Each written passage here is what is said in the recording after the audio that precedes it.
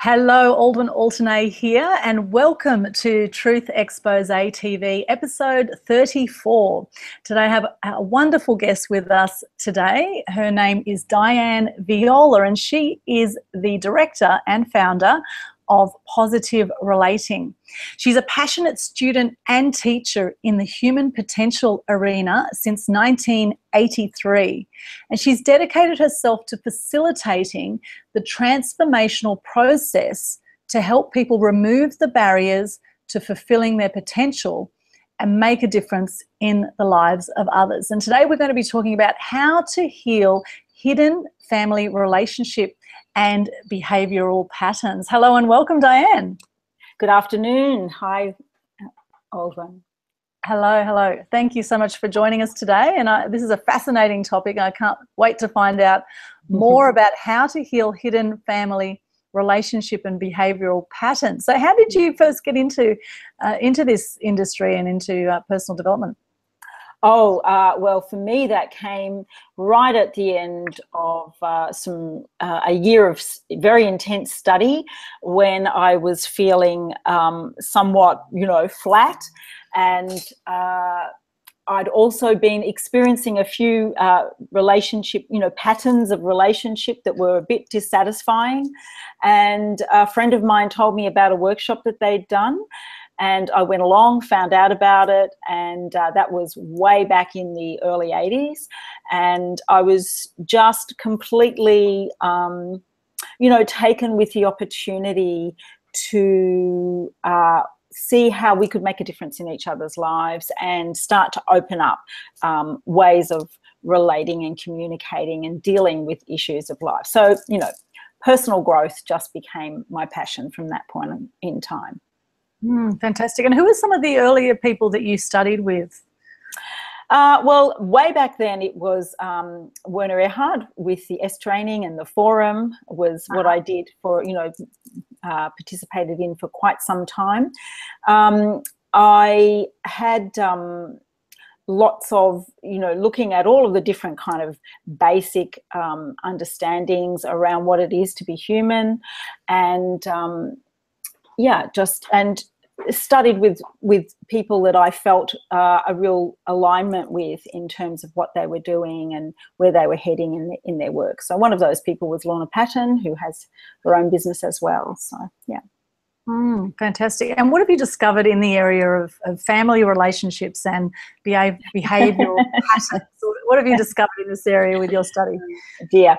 Well, I guess, that's an ongoing thing, isn't it? And, one of the things that I say about family is that by its nature, we're actually dysfunctional. We all have this idea that, we should be part of the Brady Bunch and that our family should be perfect. And we tend to keep things secret if they're not really as we would want them to be.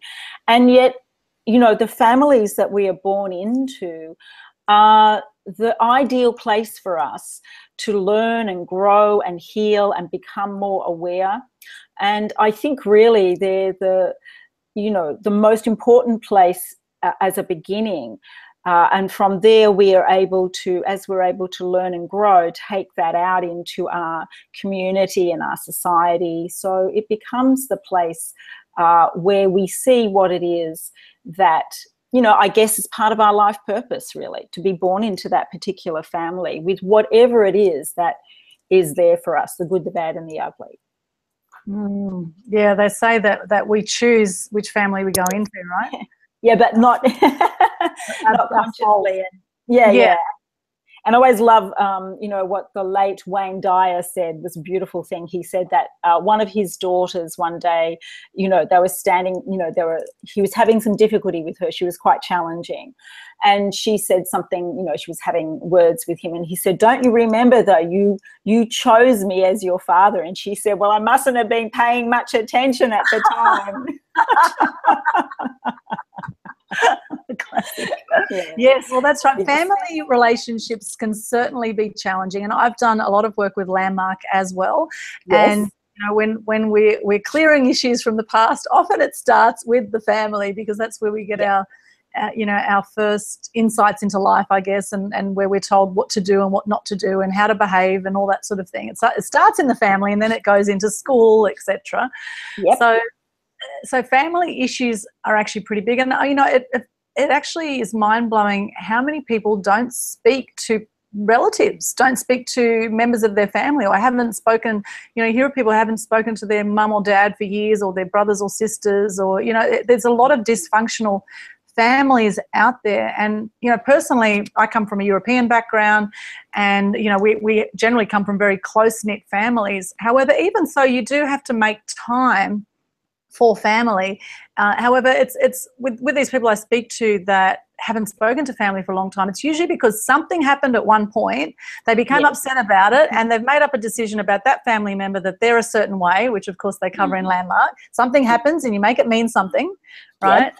And they just don't speak to them, and I just think that's a crying shame. However, it's great having been to a lot of Landmark events now. There was one guy hadn't spoken to his dad for 40 years, and after doing Landmark, he actually then reconnected with his dad. And you hear those kinds of stories, or a lady with a mum after 20 years, that happened recently. You hear those stories after people have looked at their stuff or looked at where they've made these decisions and realised it's not about the other person, it's actually about them, and take some responsibility for how they've behaved, because it does take two to tango, right?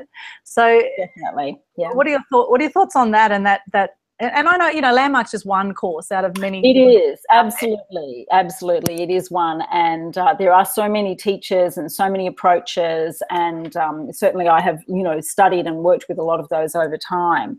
And I feel that we are always drawn to whatever it is that we're ready for at a particular point in time. And certainly in my role as a counsellor and coach, you know, I was using a lot of different modalities and felt very happy with what I was doing. But it wasn't until I actually came across systemic family constellations that I went, oh my God, this is just another level. I think, you know, ultimately, all of our relationships, where do we learn how to relate? We learn from that very first relationship, that, you know, what we saw in our parents, or if a parent or parents were missing, do you know? So we learn that from the very beginning. And as you said, and I agree, because I was also a teacher, that, you know, it's not just our family who influences who we are and who we become. However, you know, it's the first unit of belonging. And that need for love and belonging is a primary need that we have as human beings. We cannot do without it, essentially. And so it tends to, what actually happens there is that we have this, what we refer to as a blind love or a blind loyalty, what it is that will keep us connected to that family, even when that may be something that is, you know, not actually going to give us what it is that we want. It's not necessarily making us happy. So I know for, you know, for many of us, we might look and go, well, unless I have contact with the people in my family, something must be wrong. And obviously that's the ideal. And I ultimately, I think whatever's going on, that love that we have for our parents and that our parents have for us and for other family members, even though it may be blocked, ultimately that's the driving force behind everything. Yeah. But I think one of the key things that I've learned in recent times is that whilst our greatest kind of, you know, when we can really say, well, I've grown up now, is when we're able to look at our parents, our mum and dad, and accept them exactly as they are, you know. And that is probably the biggest and longest journey that most people have to take. Yeah. So being able to do that is really, really important. Now, when I say that, I also mean that we're not going to sugarcoat things. You know, I named my business Positive Relating, and at one point in time, these words came to me, which was positive relating begins with seeing everything as it is. Right? So that means if there was abuse, if there was mistreatment, if there was neglect, if there was any of those kinds of things, even though the likelihood is that the parent or parents or family member who may have treated, you know, other people in their family in that way, perhaps there is a reason, you know, a very strong reason for that. It's still as it is, you know, rather than pretending that it was some other way. So being able to see things as they are is a very important part of healing. I think we are, you know, a lot of the time we kind of want to pretend that things are another way, or deny or put it, you know, under the carpet. And yet we need to be able to say this is what was so. But the other part of that definition for me is, you know, positive relating begins with seeing everything as it is and being able to, you know, face life or deal with life on its own terms. And I think interestingly we find that facing life or dealing with life on its own terms is not necessarily easy. It's a bit of a hard gig sometimes, you know. Yes. So, and that's again where more and more we need to be there for one another. We need to be letting go of our judgment, you know, of really being able to, as you said before, you know, kind of go, well, I'm looking at that person and I'm seeing what I see when I look at them. That's not necessarily the truth about who they are.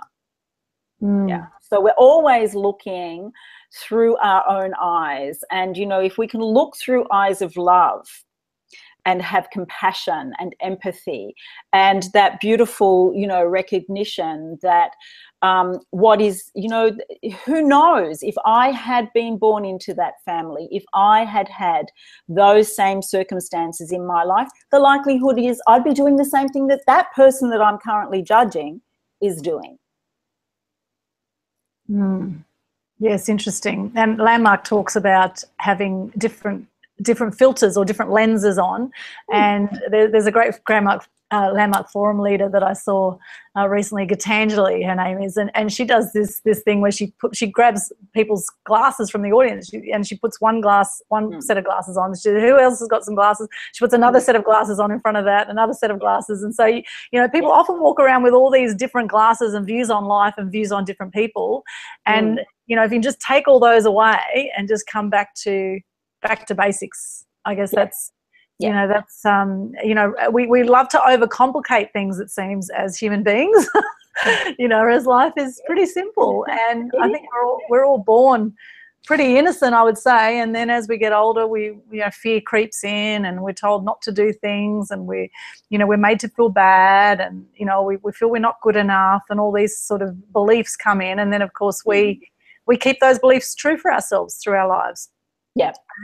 And attract certain situations that keep beliefs true. So, for example, with family relationships, for example, so what about people that seem to attract the same kinds of relationships, say people who've been in domestic violence situations, whether it's men or women? I know men and women, you know, we often tend to forget the men, but some men have some domestic violence as well, and so it can go both ways. So people who keep attracting the same kinds of people or same kinds of relationships, how do you work with someone like that to help them clear that if it's a negative situation?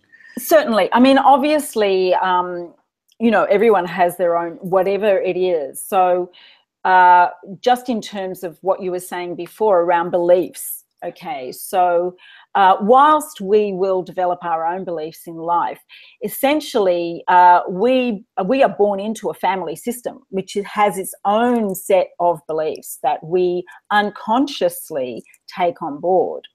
And so, you know, oftentimes we're not just looking, we're not the one making all of these decisions about how things are.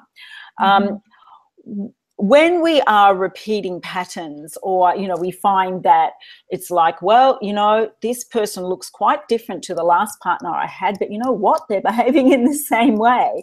We do have to come back here and go, well, where is that coming from? How come I am attracting this person? And it's not conscious, because, you know, I'm sure if you were to ask anyone, whether it is a woman or a man, and yes, absolutely, it's so important that we are aware that really everyone in a family is affected by domestic violence, whether that violence is through words, through looks, through ways of restricting that person's freedom in life, through put downs, through financial, you know, holding back, or ultimately, obviously, through physical violence, which often comes at the end of all of those. But, you know, everyone in the family is affected by that. And we are now talking about domestic and family violence. We're understanding that family violence between siblings or between children and parents, and, you know, it goes many, many ways. So ultimately, I believe that whatever shows up in your life is an opportunity for us to go, well, where does this come from? How come I keep attracting this? What are the beliefs that I hold? Now, with the work that you know, I have embraced over the last 8 years, where I find the freedom comes in that, and that's, you know, part of what we're talking about today, or a great deal of what we're talking about today, is that there are hidden family dynamics. We can be, you know, attracting things to us. We can be living out of beliefs. We can be repeating relationship and behavioural patterns that have come through our family without even realising it. You know, it's not like we sit down and go, well, you know, I've had an abusive relationship and I think I'm just going to go into another one. You know, you know, most of us are much more, you know, sensible than that. Yes. So it really is about looking at, you know, so I don't have a blanket answer to that question, other than to say, to have a look and see what is going on for that person. What is it in that person's family system? Where have on, you know, and this is not the answer to all of it, but certainly one of the ways that I have been looking at it, and it has been being looked at, is that sometimes in a family there has been, you know, perhaps a generation, 2, 3, 4 ago, some kind of tragedy or some kind of really highly traumatic situation, such as going to war, which, by the way, is a highly violent occurrence that human beings have been engaged in since the beginnings of time. So, you know, we often go, we're looking at all of these things and saying, well, what have we been drawn into as human beings? You know, where we are today is at a point in our history as human beings where, even though there is an enormous amount of violence going on, and also the recognition of the violence that has always been there but has been covered up, you know, but we're really, it's kind of like we're going, well, maybe there's another way here. And I think that's really where we're up to. So, but to come back to what I was saying before, one of the things that we see through family constellations is that, you know, someone in this, you know, right here, right now, may have experienced, may be experiencing violence in some way in their family, or someone who is cold and disconnected and, you know, can be hurtful and violent, whether it's, you know, bullying or abuse or physical violence. And when we look at family constellations, we can find that some generations ago, someone in that family may have gone to war or may have been affected by war, and either their feelings have been shut down. And that sort of energy of what I refer to as frozen emotion travels through the family until, you know, this person finds themselves in a place where they're totally disconnected from the impact of their behaviour on others. Am I making some sense here? Yeah, it's really interesting. Well, I kind of think about sociopaths and psychopaths, right? Yes, well, that's right. Yeah, exactly. They're just like, it just doesn't, you know, I mean, it's an odd thing when you hear people say, oh, well, I saw them in court and they look like they didn't care. Well, they're so totally disconnected. So, you know, what we have to do is melt that frozen emotion. We all need to become so much more emotionally literate and so much more aware. So I see when we are in situations that are, you know, not what we would consciously choose to experience, on some level it is pointing us to something that is wanting to be healed. Whether it is in our current family or whether there's something from the past that's wanting to be acknowledged, wanting to be recognized. And we have to learn new skills too. And it's about really saying, you know, it's okay to not have it all together all the time. It's okay to, you know, sometimes just need to sit down and have a good cry, or to be angry, but you don't have to take it out on someone else. But we know that, you know, when we talk about things like domestic violence, that it's not just an anger management problem. And we need to be very, very clear about that there is much more involved than that. Yeah, very interesting. So back to sociopaths and psychopaths. Now, a lot of sociopaths and psychopaths, the traits are things like narcissism, pathological liars, lack of empathy. Do you think people are actually born that way, or do you think that actually just happens over time? Or because I mean, I guess it could be in their blood, right, through the constellations or the history. There could be elements of that in their blood. So does that mean they're actually born that way with that in their blood, or is it something they develop? I think we're talking about hopefully a very small proportion of, you know, the population. Yes. And I'm not going to say I'm an expert in that area. I want to be very mindful of, you know, being, you know, upfront about that. I think that there is the combination, isn't there, always, of nature and nurture. Right. And some people will say, you know, from that child was born really, you know, they just didn't see the consequences of their behaviour, or they didn't really care. You know, like one of the indicators of someone who can potentially do harm to human beings at a later time in their lives is someone who'll be really cruel to animals when they're little. Now, obviously, as parents, we have a responsibility to actually impose consequences for those sorts of behaviours as well. So we can't, you know, I think it's working together through the whole thing. But certainly there may well be an indicator in the past of something that may have contributed to that. But I would never, you know, just go, oh, yeah, there's a blanket answer to that question. Right. Yeah. Yes. Well, you know, it's. I know that, you know, one of my my former partners was a hypnotherapist, and you know, he came across was helping a lot of people deal with having sociopaths as family members, for example. Okay. How hard that is on family members if you've got a mother or a brother, or, you know, someone in your family that has those sort of tendencies. Sure. You know, what do you suggest for people who are in that family unit? How do they deal with that sort of thing? So the people who are affected by that kind of behaviour? Yes, people affected by that. Yeah, definitely. Well, you know, certainly if someone was coming to me with those sorts of questions, I would be looking with them at what is in the family history. Is there some place back there where something happened that would actually lead to the person here in this generation being disconnected at that level?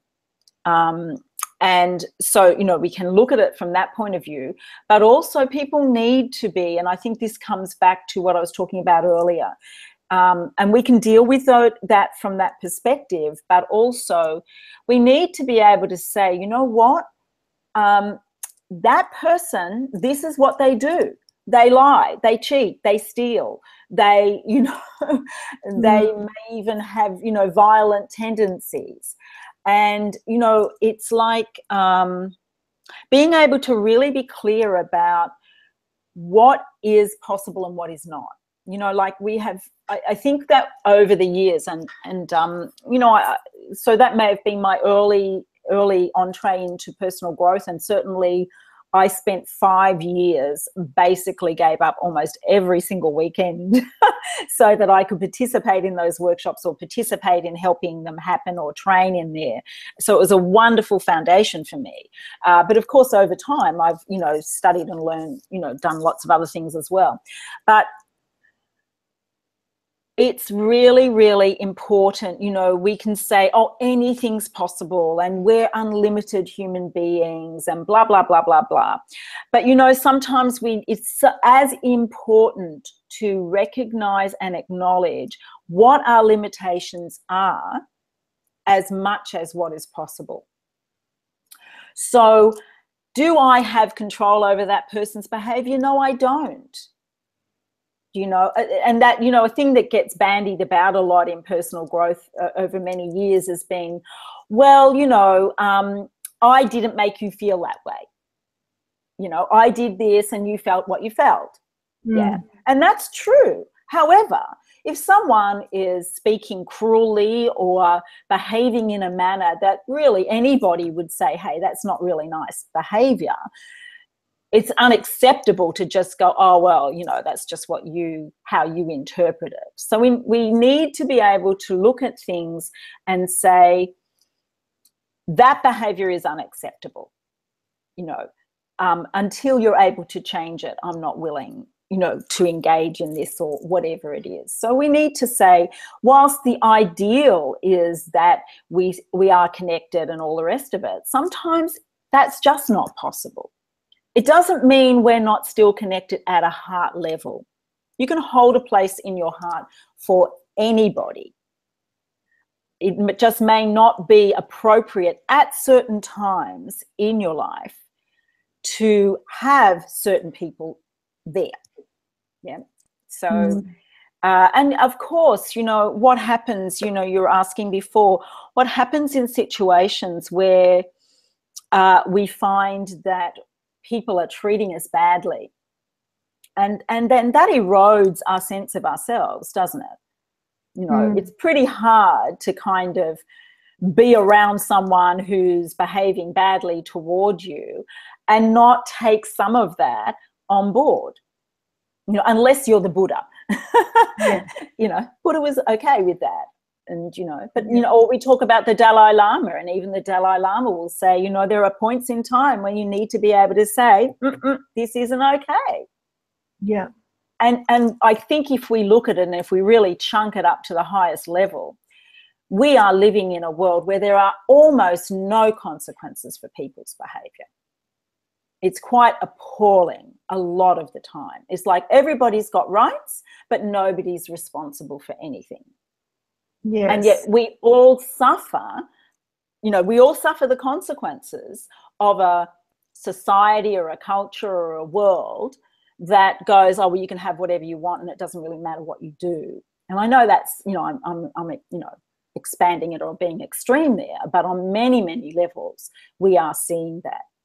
Or where, for instance, you know, the police might, you know, say, okay, this is what's happened, and then they go to court and all of their hard work is undone by the legal system. So there are many, many things, particularly systemic issues, that need to be addressed and need to be changed. So we have we have a lot of things, you know, here to deal with at this point in time. Yes, I agree. I think we should bring the cane back, personally. I think people aren't allowed to hit their kids now. However, I remember growing up when they did have the cane, people were actually scared of doing anything wrong because they were scared of the cane. And so it actually did have people behaving more appropriately in society. Whereas now, for example, a few years ago, I put the news on one morning, the happy news that we get every morning, and I heard the story about that's what I say about the news. They say good morning and then proceed to tell you why it's not a good morning.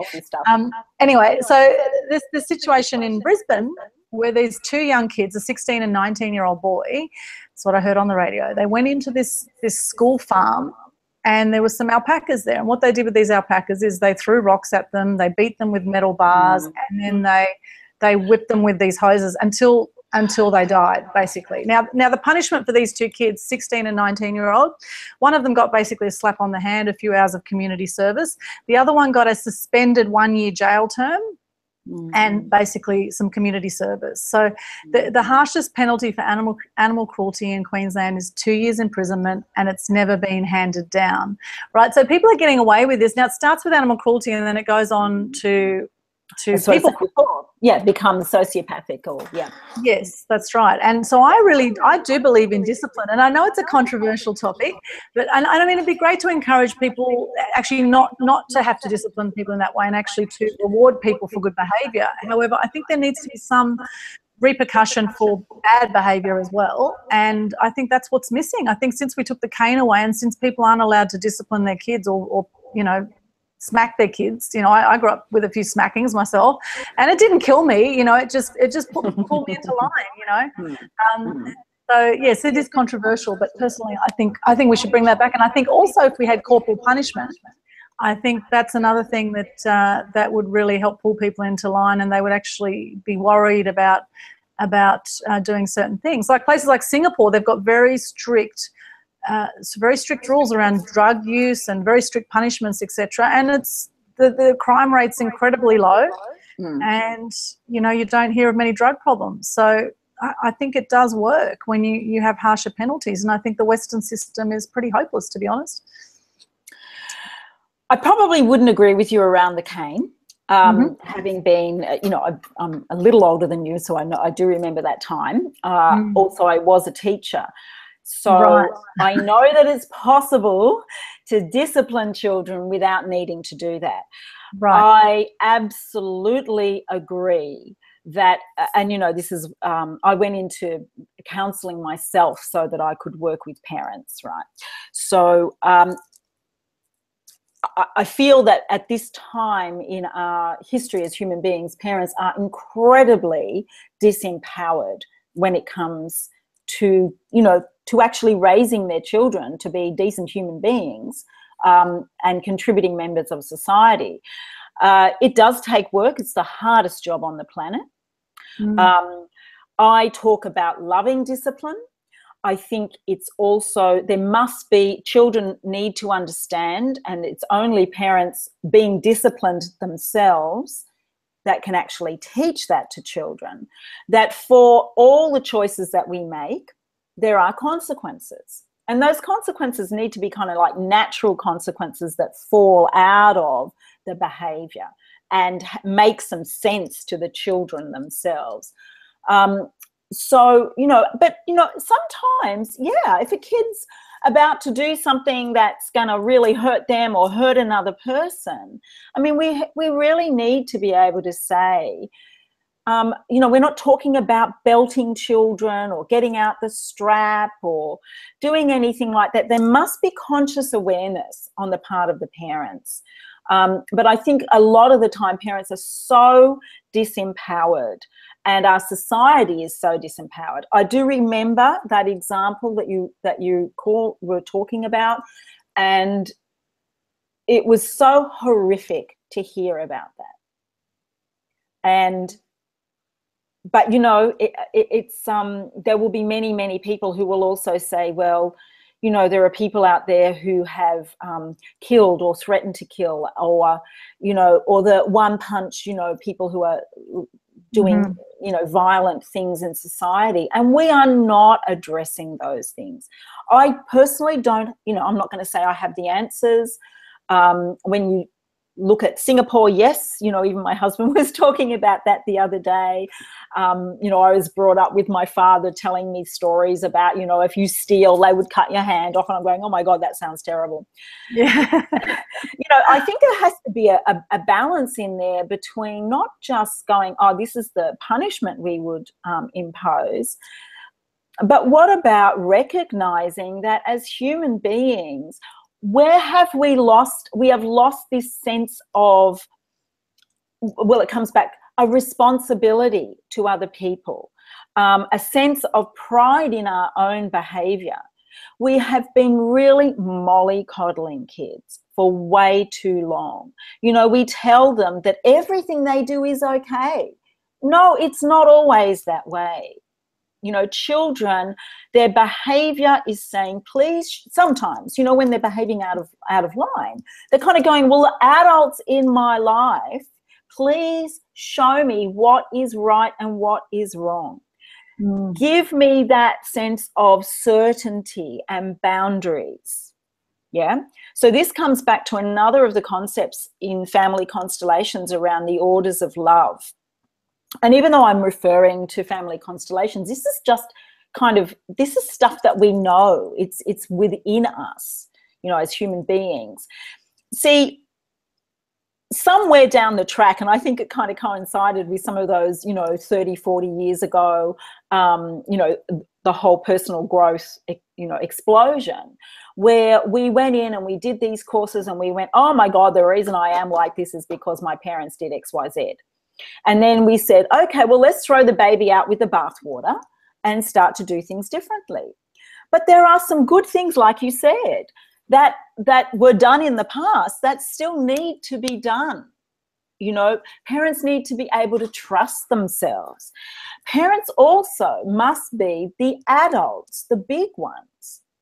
You know, I find that we have so many people who want their children, you know, want to be best friends with their kids.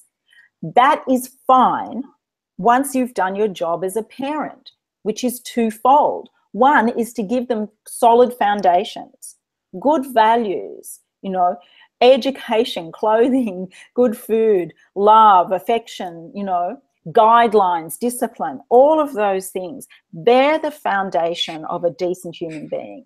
And then to be able to help them to leave the nest, not stay there forever, you know, when the time comes, for them to go out into the world and, you know, become an independent human being. Once that's happened, then it's room for you to be friends. But it's not the child's job to be your friend. And it's certainly not their job to be the, you know, the adult. Because that, you know, they should be looking up to you, not because you say, you know, I'm the older one and you should respect me. As elders, our behavior needs to be deserving of respect. We need to remember that we are role models for our children. And I'm not just referring to our parents here. I'm saying all of us as adults. So we lost that. We lost this sense that, you know, the parents are the big ones and the children are the little ones. You know, we need to be there to protect them, to guide them. And at times, you know, we have to discipline them as well. But it doesn't have to be, you know, abusive or violent, you know, and it must come from a place of love.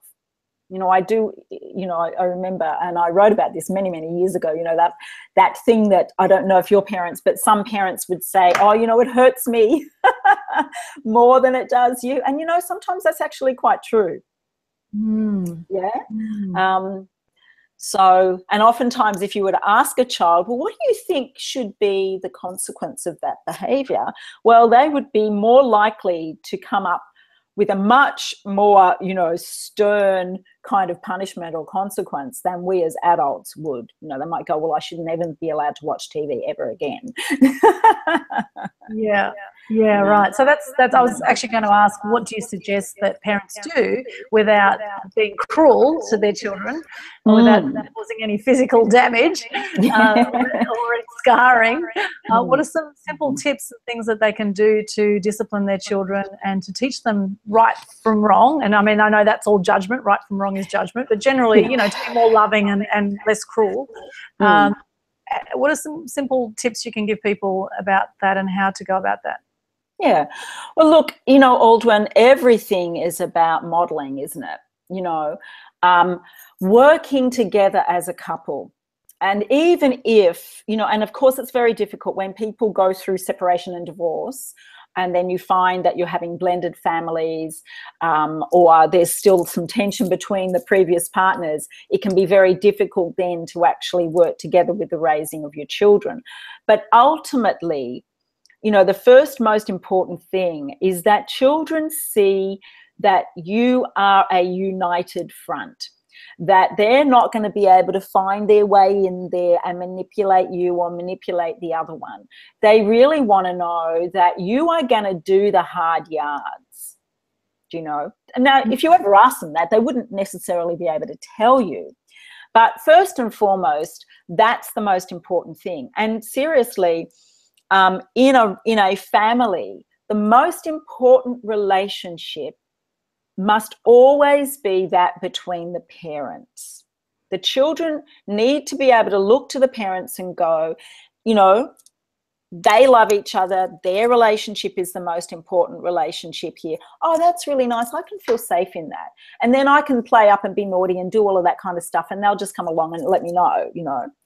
So first of all, it's the relationship between the parents themselves, the fact that they actually do present as a united front to the children, so that if they don't really like what the other person has said or done, they don't undermine that, their partner, in front of the child. Now, that's really difficult. You know, my husband and I, we have a 4-legged child, and there are definitely times when even that's hard to do you know? Yes, I have one too. I have a cat, you have a dog. So Yes. different 4 legs. The dog looks gorgeous. So, you know, it's challenging, you know, but it's like, it's like, what is it that you do for these children? Because, you know, I don't know, any relationship that you want to build is about spending quality time with that, quantity time and quality time. You know, there was a period of time where we'd go, oh, as long as you just, you know, the time that you have with your kids is quality. No, they need you. They want you. There are so many things interfering with the harmony of family life today. And, you know, we're probably using one of those things right now, do you know? But if we can use social media, if we can use the internet, if we can use this technology to make a positive difference, and then I believe that's beautiful, do you know? So we need to have time together. We need to connect. We need to get to know each other, because, you know, then you develop respect. Then you're more able as a parent to impose, you know, discipline or limitations or whatever it is. You know, and the other thing too is certainly if you're a parent and you've got stuff going on for you with your parents, then you need to deal with that, because it's going to come up when you're, you know, trying to do things with your own children. But, you know, think through what is it that you want for your children? What are realistic expectations of them? What are realistic expectations of yourself? Are you working yourself to the bone to provide all of this material stuff for your kids, but at the cost of actually having time with them? And we know that time is passing so quickly and kids grow so fast, and the things that maybe a 14-year-old used to do, now it's like a 10 or 11-year-old is involved in that. So that time, that window of opportunity to really build that relationship with your children is so minimal. And, you know, it's like, if you want your children to come to you when they're in trouble, you know, at that time when they enter into adolescence and they start to do all those crazy things that we all did, it's not going to happen if you haven't built a relationship with them from day dot. So, you know, it's like everything that a parent does, and I know how much love parents pour into their children, you know, everything they do for their children, ultimately the most important things they can do is be there for them. Model the kind of behavior that you want them to have. You know, learn how to love yourself, learn how to become emotionally literate, learn how to communicate effectively, learn how to resolve conflict, learn how to name behaviors that are inappropriate, you know, and develop compassion and empathy. I mean, these are all the things. And I can remember, I can go back over 20 years to when I used to train teachers. And I remember walking into a school and the teacher said to me, Diane, if we can have the kids in this school be kind to one another and nice to one another, it will make putting this program in place worth it. And I just remembered, because at that point in time, it was probably maybe 10 years prior when I was teaching myself, that no one would have said that. So we are living in a world that is generating so much pressure and stress and anxiety and competition, and we know that there's so much of that going on. And so that natural predisposition, to be, there's a natural predisposition to sometimes be nasty, but to also be nice seems to have been lost. And we have kids from such a young age, not really coping with life in the way that we would want them to. So we have to, it's like whatever it takes, it's worth doing, because sometimes the pain of what happens with with our children when we haven't done that in the beginning is so great. And some things just can't be undone at a later time. Well, there's 1 in 5 people just in Australia alone that we know of that have depression, and the suicide rates are huge. And of course, ICE is a massive epidemic at the moment that's not helping things either. So there's there's certain things like that that just make it even more difficult. However, all of these things can be overcome. Maybe not suicide can't be overcome, and we want to avoid that from happening, of course. So with the clients that you've had, what are some of the biggest challenges you've found in the area of family relationships and behavioural patterns? What are some of the biggest challenges, and how do you help your clients overcome their challenges? Good question. It's probably a bit hard to pinpoint that. I think children who've grown up, obviously we have, abandonment, neglect, abuse, whether it's, emotional, physical, sexual, all of those things are issues. Also, if a child has grown up in a household where there is mental illness, which will often mean that some of their most basic needs don't get met. And again, it's really helping that person to come to terms with the reality of the situation and be, to whatever degree, accepting of things as they are or as they were. And, what I find a lot of the time is that people will go, it was my father or my mother and they did X, Y, Z. And then often they'll go, oh my God, now that I've looked at that, I really feel like it was the other parent who let me down even more because they didn't protect me from that, or they didn't, whatever.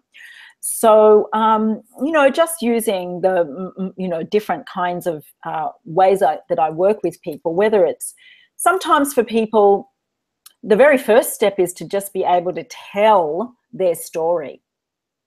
Now, I don't mean, that's all there is to it. And I know a lot of the time people think, oh, that's all you do. You just go and you tell your story and the other person listens. Well, no, that's not going to be sufficient, is it?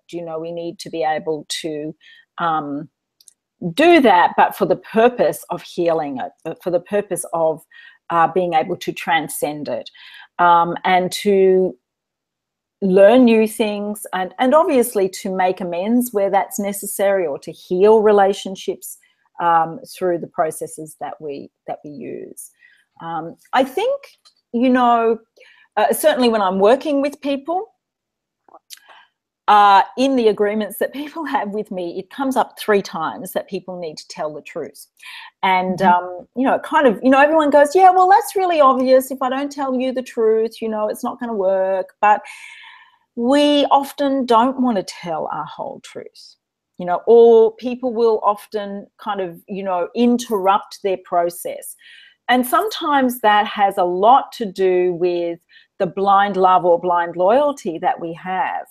That if I, if I do this, and it's very unconscious, do you know? It's kind of like, well, if my life starts to work, then, you know, I might shame my parents or other family members who are still struggling, or, you know, it's like, is it okay for me to be happy? You know, how often do people go, oh, you know, I just get close to this point of having what I really want in life, and then I sabotage it, or something terrible happens, or something comes out of left field, or, you know, and maybe that's a part of the human condition in some ways, but somewhere in there, there's also a lot of the unknowns and the hidden things that we might struggle with for many, many, many reasons. Yeah. So obviously people who have come from, you know, who have come from places of war, we obviously have within our own Indigenous you know, community in Australia, their history, the stolen generation, what we being, you know, white people throughout the world, you know, have gone to all of these places and colonized them, and completely, you know, obliterated the Indigenous population, or left them with our illnesses and our drugs and alcohol and stuff like that. So there are many, many things that impact on the difficulties that people are having. And so we just look at what is there for that person, or within their own family system, that could be impacting on what's happening for them. I tend to, and I know I said this in my, you know, it's part of my bio, that I do see possibility. Even, you know, particularly in the things that look like, oh my God, there's no way out of this. You know, oftentimes I'll go, well, that's the very thing that's been wanting to be acknowledged. It's been waiting for someone to say, I see you. Yeah. Mm-hmm. And now what do? How can we heal that? How can we find another way? So, you know, it's that thing, isn't it, that things are not always as they seem. The things that are coming to us that are challenges and provide struggles, and that may break our heart, or they're the opportunities for growth and healing, to become more than who we understood ourselves to be. But a lot of people aren't, it's probably a really big step for them to take, or they might not be ready to take that at that point in time. So, yeah. Interesting. So, okay, so someone comes into you. How do you do a 1 hour session? How do you actually work format-wise with your clients? Format-wise, I allow for 1.5 to 2 hours in a first session with people, partly so that they can, you know, a lot of the time people just do need to download, especially if they haven't done anything like this before. Also so that they will get a sense of how I work. And then after that, depending, if I'm working with couples, more often than not, the sessions are a 2 hour session, because that allows us to really, you know, do something that's going to impact and help them to move forward. Or after that, maybe 1.5 hours. And, you know, it might be counselling, it might be coaching, it might be using NLP or body-centered psychotherapy, or family constellation work. So it's just, I just use whatever I feel is, you know, going to make the most difference for that person at that point in time. Okay, great. And for those that don't understand what family constellations means, can you just explain that term, please? Yeah, sure. Well, yes, I say sure. It's a great challenge, really. Look, you know, I've made reference a couple of times to the fact that we are part of a family system, and that in essence, what binds us is love, whether it's blind love or enlightened love. You know, so and the most extreme example I use of this to really illustrate it is that we have this loyalty to family. And so if I were if I were part of the family that is the mafia, right, if my family line was part of the mafia, then what it takes to belong to that family is that I sell drugs, get involved in prostitution, kill people, go to jail, you know, etc. And that's what it takes to belong to that family. And so that's part of that family conscience. Now, that's not everybody's family, but we all have unspoken agreements, things that tie us to that family. And some of those things are, a lot of those things are really, really positive. You know, every family has its own kind of way of being, but some of them are restrictive. Within some families, we have secrets, lies, and exclusions, things that were too painful for people to deal with, or once upon a time that we said was shameful and it just couldn't be known. And yet, if you understand the concept that everything is just energy, that we are all composed of energy, that we are all connected, you know, that things do run, you know, through the family line in our DNA. But when we look at family constellations, it gives us the opportunity to go beyond that, to recognize what has come to us, what we might be connecting with unconsciously from this generation or previous generations, and be able to actually address it in a way that it gets healed. And the energy then settles. And we are more able to choose more freely for ourselves now and moving forward. Great. So it's actually explain it. That's excellent. Yeah. So it's really getting conscious where we've been unconscious. Yeah, but not because, you know, you were asleep, but because you couldn't possibly have known what you didn't know that you didn't know. It goes to that. Remember that? It goes to another level. Because, you know, I've done everything. People go, I've done all of this work. I've done blah, blah, blah, blah. And I go, yeah, but you know what? It's probably not yours. It probably belongs in the family system. So what we need to do is go back there and give it back to them. And you don't have to know what it was. You don't have to be able to deal with that person physically. This is what tells us that we are all connected. And it's an amazing experience when you have that. And, you know, you don't have to be, you know, a spiritual guru to be able to get there. Yeah, this is fascinating because, you know, I've done a lot of work on myself. And over the years, I've done so many courses. Yeah. And I know that I still have issues around certain things, right? I'm definitely not perfect.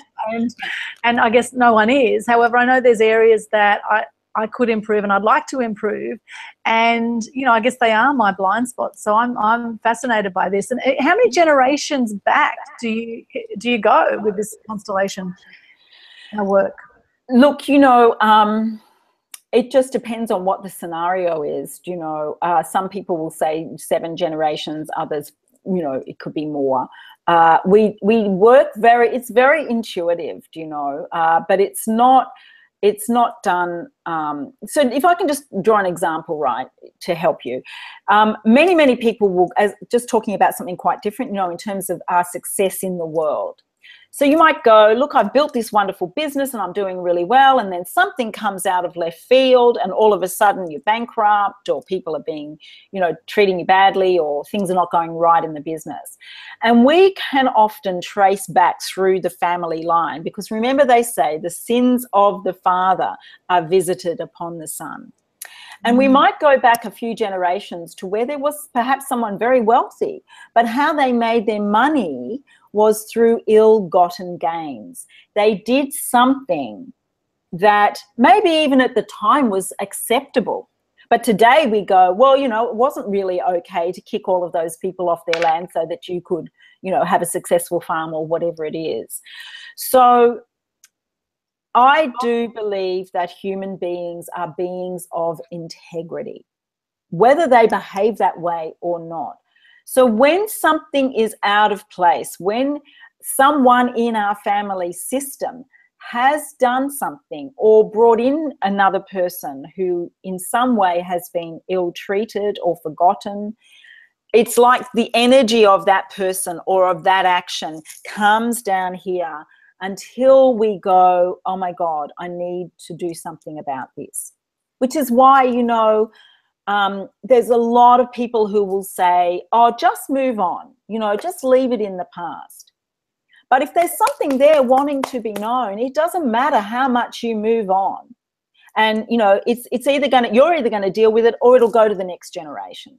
And I'm not saying that from a fatalistic point of view. I'm saying it because this is how we heal things. we aren't here just to heal for ourselves. We are part of, 7.5 billion or more people on this planet. It's totally insane. And the way that we can begin to bring peace, it's always said, isn't it, if there is peace in the family. But our family is more than just the, little unit that you and I were born into. There's this whole range. And there is a beautiful spiritual saying that says, when you heal something for yourself, you heal it for the 7 generations before you and the 7 generations to come.